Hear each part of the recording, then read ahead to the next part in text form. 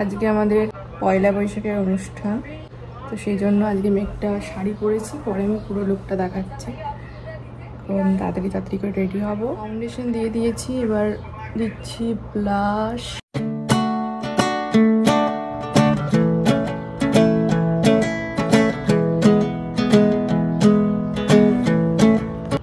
তো এখানে আমি অলমোস্ট রেডি হয়ে গেছি।